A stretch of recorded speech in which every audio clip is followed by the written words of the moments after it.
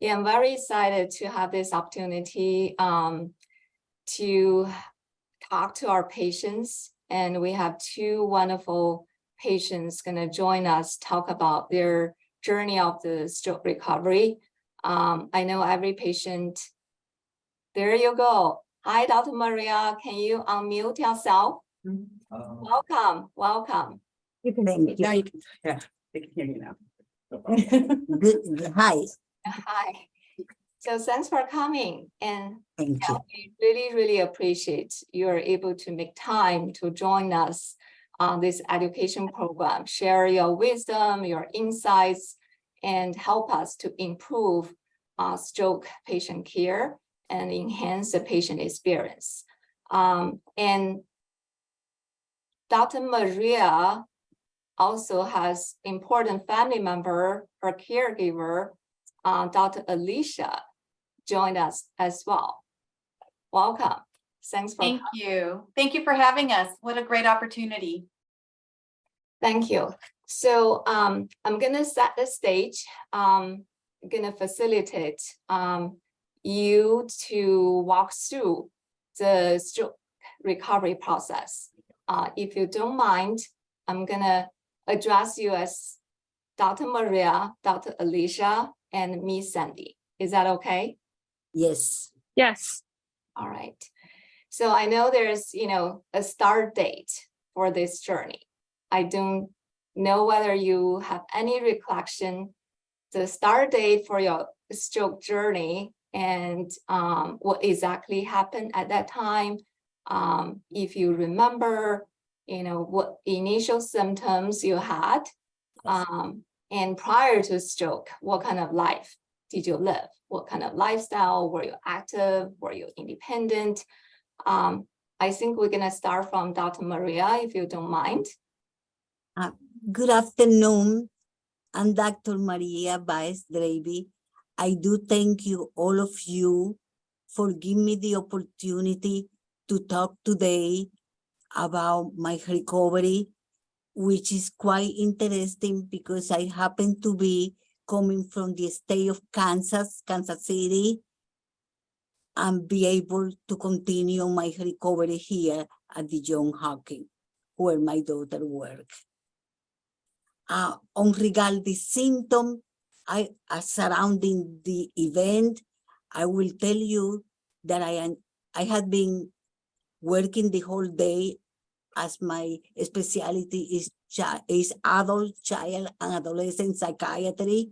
After a long day of admission and discharge, I went home around 9 o'clock and tried to rest a little bit. I was extremely tired.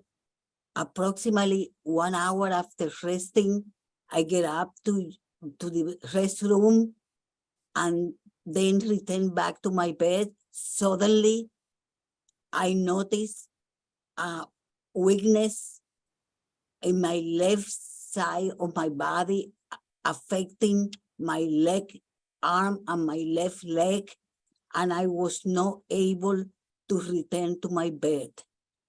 Immediately, I do realize that the stroke was affecting me. Notify my daughter, who is a physician, and then call the ambulance and instruct them to bring me to the stroke center at the University of Kansas in Kansas City. And that in that way, I was hospitalized, have a brief hospitalization of approximately 3 days, and then immediately transferred to the inpatient service rehabilitation from the university in the same campus. Everything is affiliated to the University of Kansas. And I spent 1 month there, receiving daily occupational therapy, physical therapy, speech therapy. And then I was able for my daughter to come and spend time with me during that month in the inpatient service to help me through the recovery. So how did you decide to come to Hopkins then? I decided to come to Hawking, and I'm very grateful to my daughter, who as I mentioned before, is a geriatrician working here, and she flew, and I was discharged immediately to her and to the airport to be transferred to the outpatient services here, which I am highly grateful. Thanks for sharing. So how about Miss Sandy? Hello, thank you for having me here. Like Dr. Maria, very similar to Dr. Maria, I had been working the whole entire day, and it was on April 9th of 2020, Good Friday. Came home from work, was exhausted, so I went up and took a nap. Woke up, felt refreshed, went back downstairs to start dinner, and that's where I lost my balance and I fell backwards. I did not know what was going on, nor did my family. They rushed me to the hospital, excuse me. Sorry, we brought back your very stressful memory, and really appreciative your still have reflection, the initial thoughts and emotion around the event. So that is a very valuable information for us, how much impact a stroke on your personal life and your routine. And this is unexpected event. No one prepared, especially for you guys. You were very active, independent, you were working and very productive. So life changed since then. So how about the next step? We had a stroke. We realized this is occurred, and Dr. Maria shared that you transition from hospital, from the acute management, from the neurology service to acute inpatient rehab. How was the transition? Do you remember? The transition was smooth because the doctor who I happened to see as a neurology, he spent time explaining to me what to expect. However, it was overwhelming because I realized the seriousness of the case and how in a blink of an eye, my future completely changed.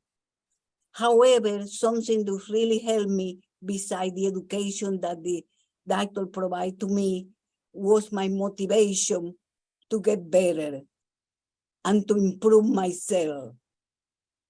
And that's the reason I'm very appreciative also for the University of Kansas, the neurology department, the stroke session, to help me to start my recovery at that particular time during the acute phases. Yes. Sounds like you made it to the hospital in time, and you had early rehabilitation right after acute stroke. So that's all the contributing factor for your remarkable progress you have made. So since you transitioned to Johns Hopkins, and what the experience regarding your inpatient rehab? Well, I have a very good experience because I happen to be attending daily, Monday to Friday, to receive the OT, the occupational therapy, as well the physical therapy and the speech therapy.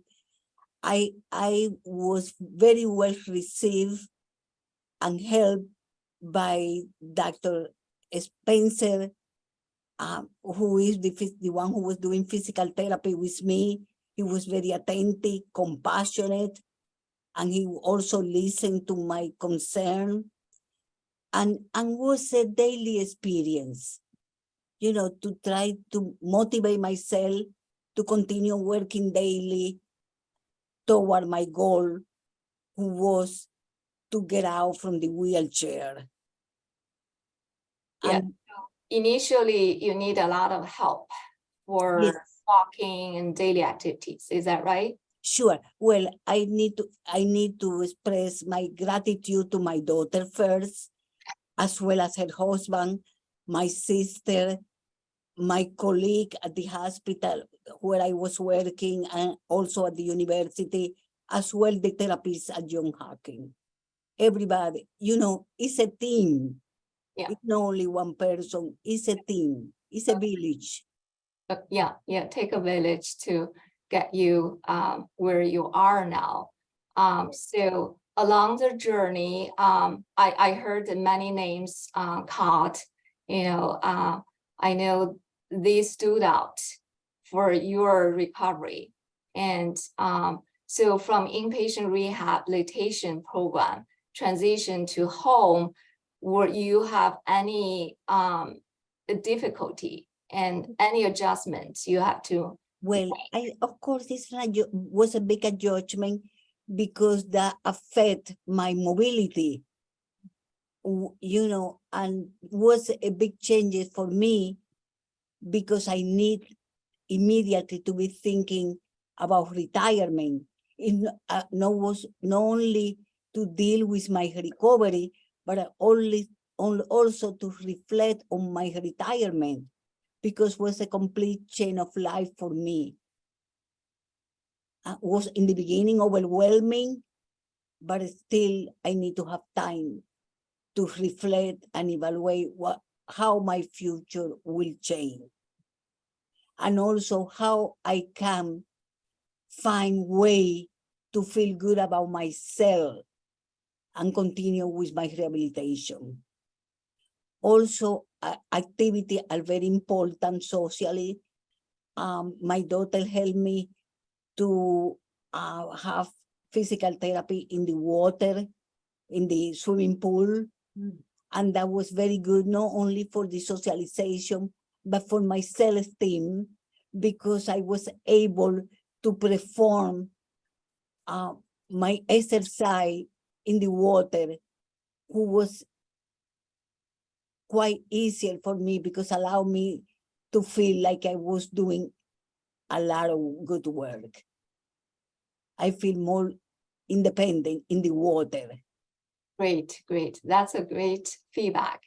Aquatic therapy Yes. is beneficial for your recovery. That's really made impact to your recovery process. So now we turn back to Miss Sandy. Did you remember, the acute inpatient rehab experience? I How did.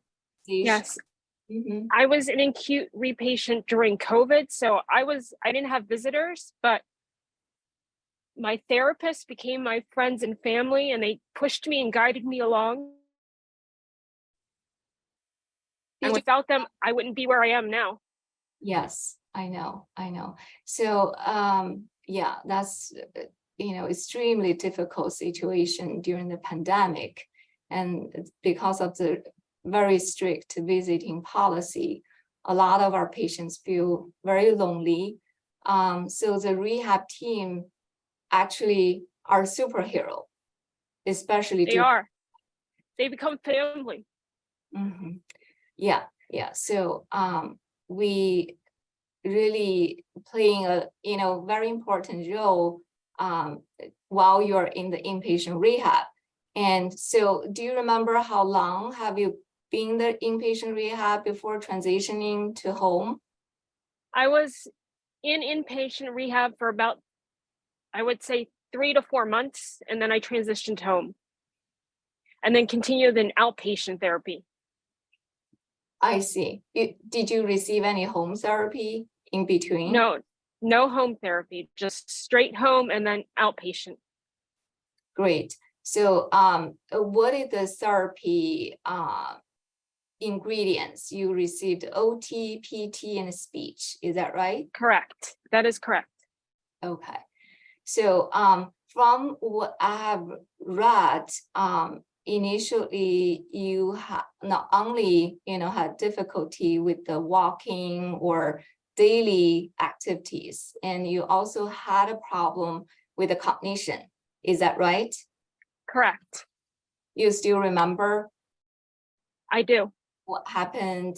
And, I know it is a challenge, because you are young, you were very active and productive.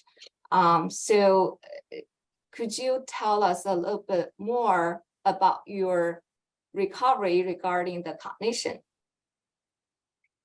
Through extensive, I guess, speech therapy and occupational therapy, daily working, slowly it started coming back to me a little bit more and more, and the processing speed was quicker to the point where I was able to go back to work full time and drive again. Great, great.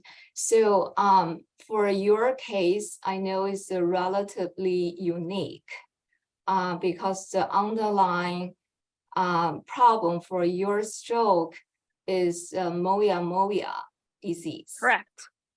And you have to go through 2 procedures. Correct. 2 brain surgeries.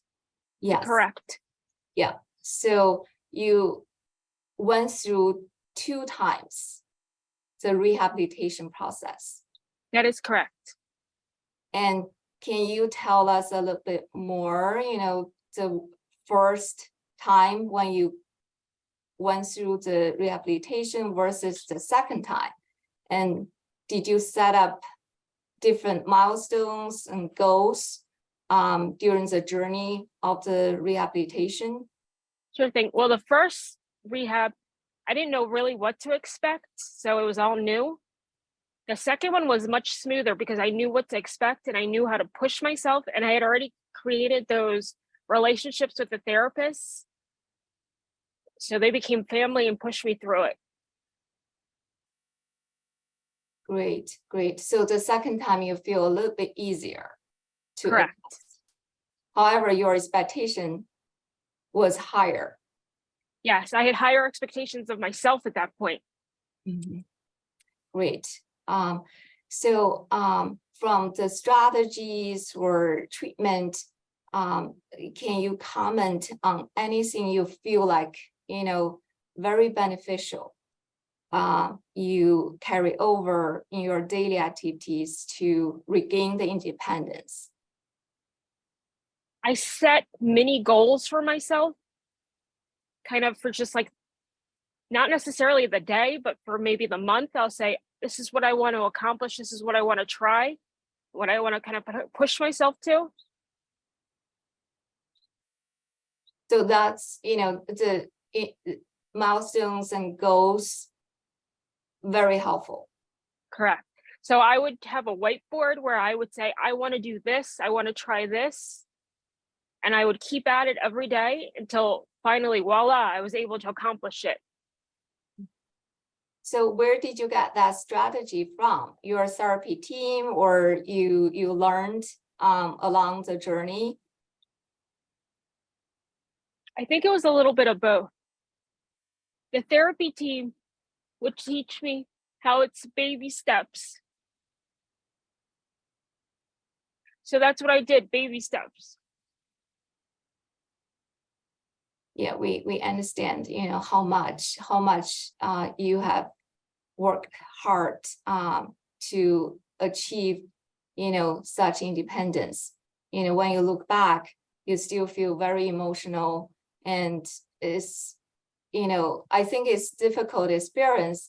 On the other hand, do you get any perspective life since the stroke? Any positive experience or personal growth from it? Personally, for me, it's more of slowing down and living again.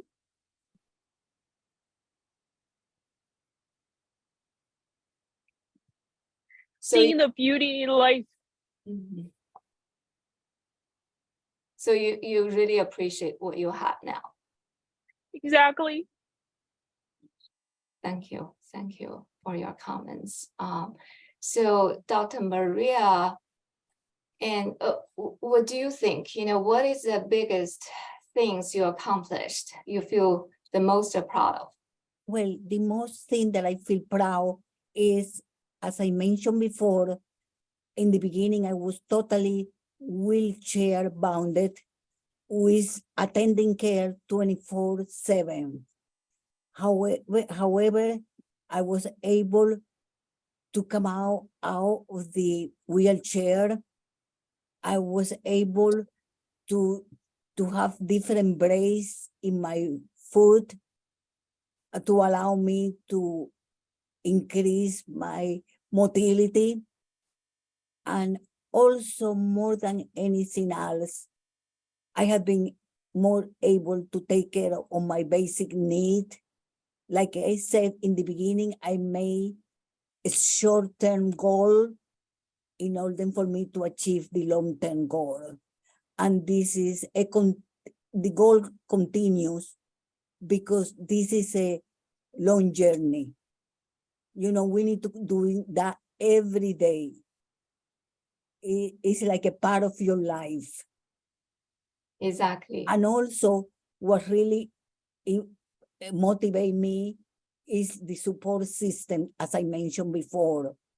And also, my education and my training allow me, as well as my faith, to go on every day and trying to improve myself.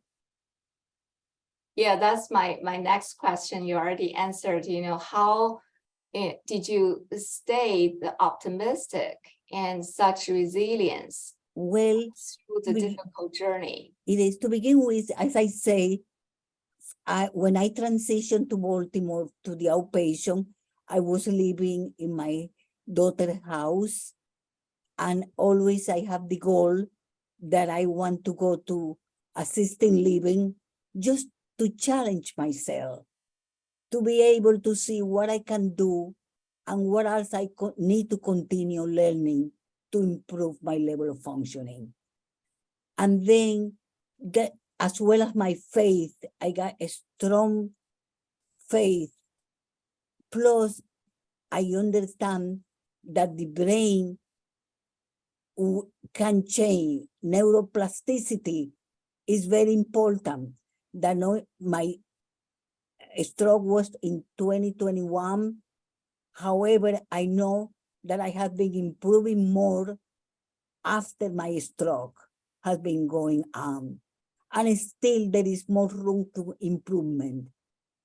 And also, I want to tell you what helped me more, that my daughter allowed me to come to this outpatient treatment at Johns Hopkins here, who is a high level of function hospital, you know, with excellent practitioner, and you have access to experimental treatment, like a brain stimulation, like the treatment with Dr. Pretty, Dr.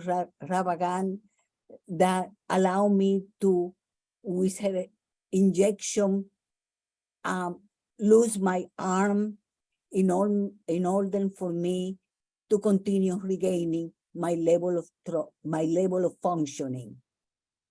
Yeah, thanks for bringing this up. Dr. Maria, I just want to give the audience a little bit background. And Dr. Maria is very brave, and she is open to anything we offer. So she went through the non-invasive brain stimulation program with us, which is very unique program at Hopkins.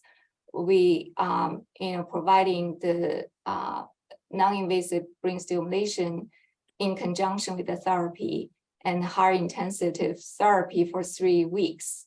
And also she received the treatment from Dr. Rackman, the hyaluronidase injection, which is, tremendously helped you regarding your mobility.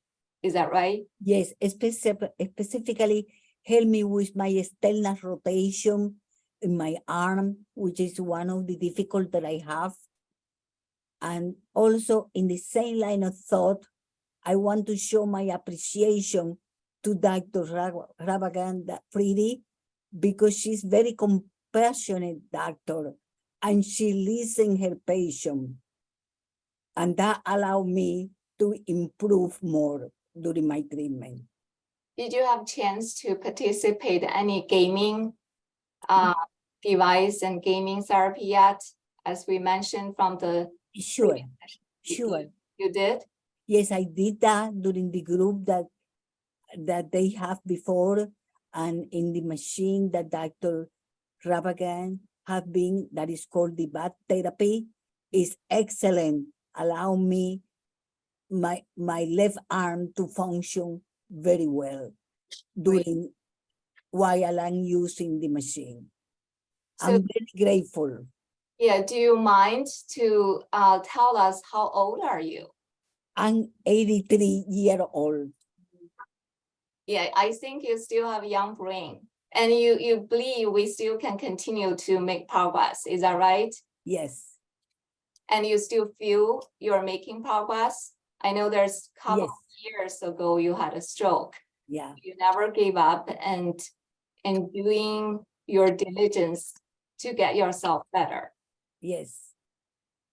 And I will like to continue doing that in a daily basis. So can you share with other stroke survivors, what kind of routine you have now at home?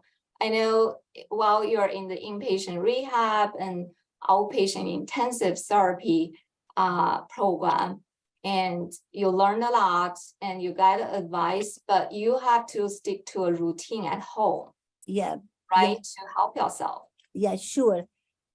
When I was after I was discharged from the outpatient therapy from the John Hopkins, I continue my occupational therapy. I have to hire somebody to come to my home, to my daughter's home, to come at least 3 times a week to do what is very important for me to do, stretching, to loose my arm, enable for me to be able to perform my daily activity. I have been continue doing that, and I'm very satisfied the way I have been doing my therapy. Like I said, therapy is part of my life. And like they say, if you don't use it, you lose it. Yeah, you're right. Yeah, the rehab is not only, certain stage of your recovery. Actually, it's gonna be the rest of your life Yes, to stay in your program. Regardless, there's therapy or other, family member, you have to participate your daily exercise and routine. Exercise is medicine as well. So now we back to Miss Sandy. I know when we talk about the stroke recovery is bit and sweet. I know you made such incredible progress and went back to work and drive and regained your independence. But whenever we talk about it, you still feel like it's very emotional and some happiness, but some challenges you have overcome for the past couple of years. So what is the biggest challenge you encountered along the journey, and how did you overcome? How did you stay optimistic? I don't think you're a psychiatrist. I think the challenges is going from being super independent to needing help from people. That's your motivation. You just want to be independent. Correct. And do you have any strategy to cope when you have challenges and difficulties in your daily activities? I've kind of just evolved. I don't really like the word adapt. It's more evolving. So you set up So, small goals and, just move forward for the next goals from one by one step at a time. one step at a time. And what I do is I give it a try.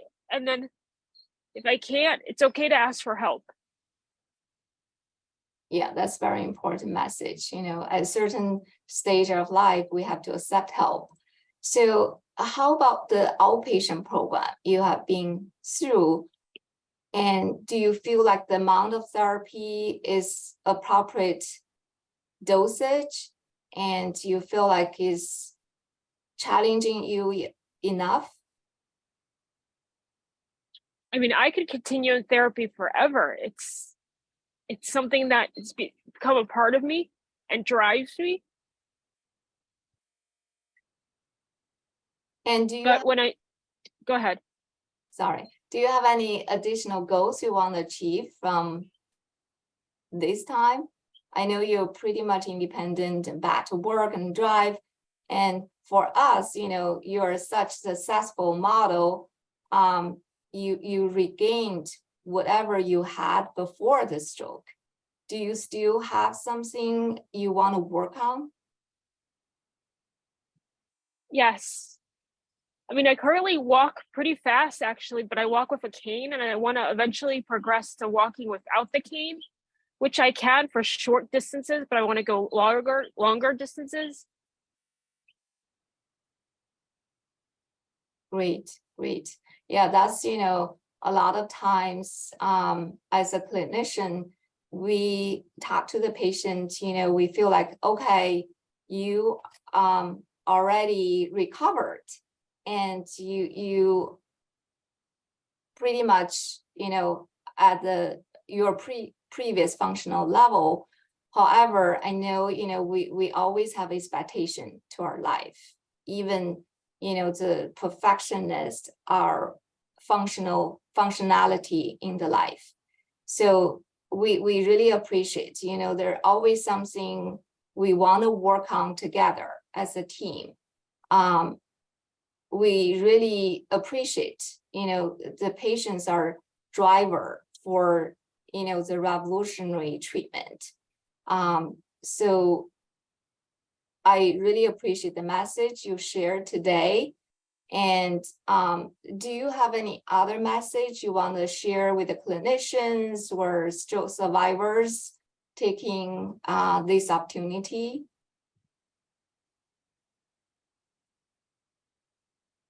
Is that for everybody? Yes. Do you want to share Uh, any message? I just want to share with all the respect for the other lady, something that we all need to do to ourselves during this journey is to learn to be compassionate to yourself. Most of us, specifically health worker people, are compassionate to others. However, we need to learn something, most of us, is to learn to be compassionate to ourselves.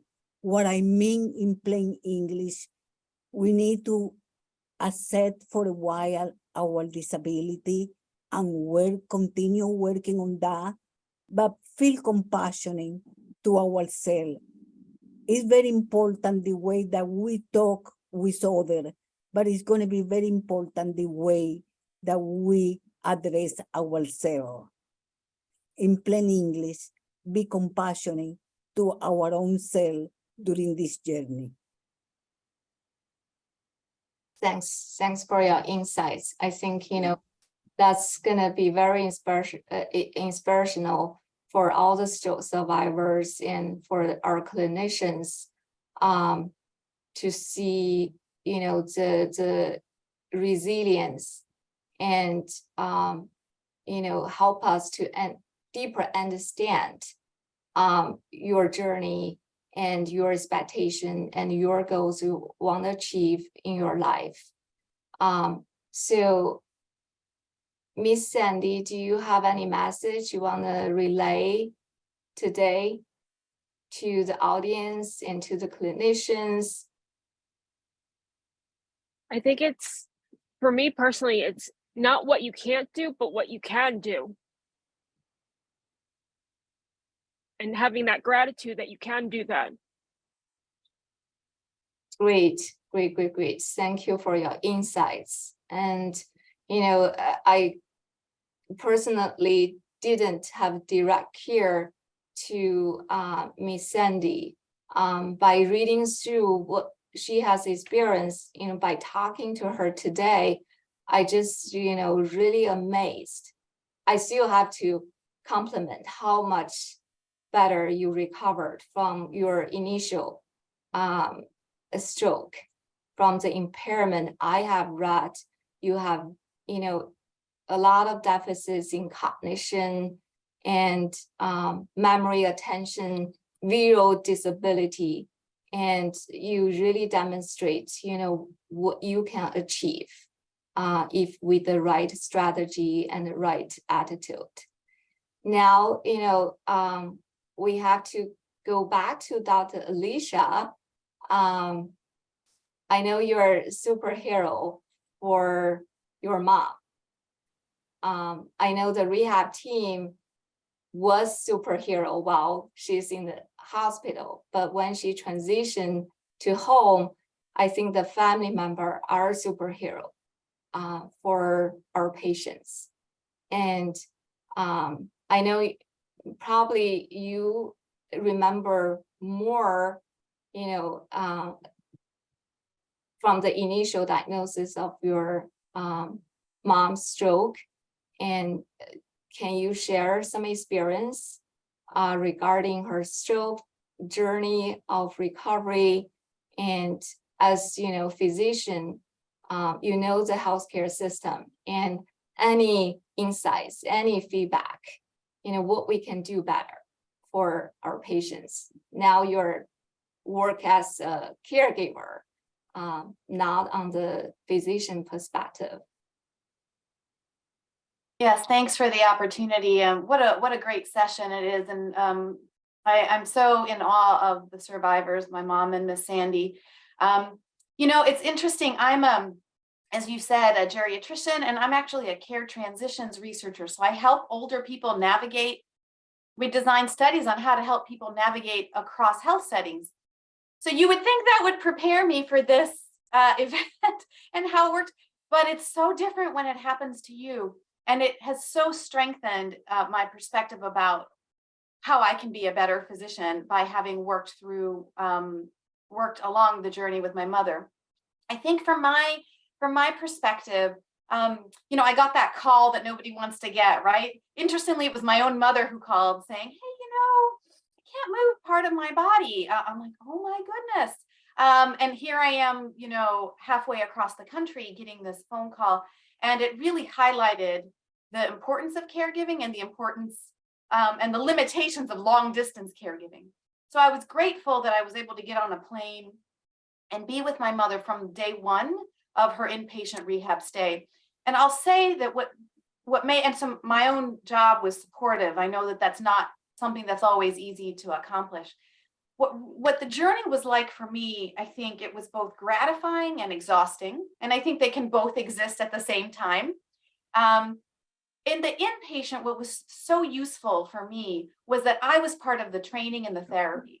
So, at first, the first couple of weeks, right, it was really focused on my mother. What do we need to get going? What do we need to do? That gave me time to go, to kind of take care of the logistics, because I needed a moment. I needed someone to help me think through that. I needed to use the time while my mother was in rehab to take care of, the travel arrangements, packing, all the things that mom was going to need to be successful here in our home.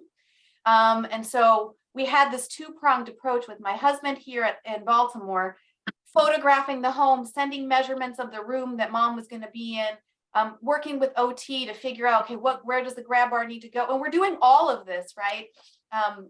Halfway across the country, even though I was there and my husband was here. And just the collaboration and communication with the teams to help set expectations for what was needed. Because I had no idea what to expect, how to handle things.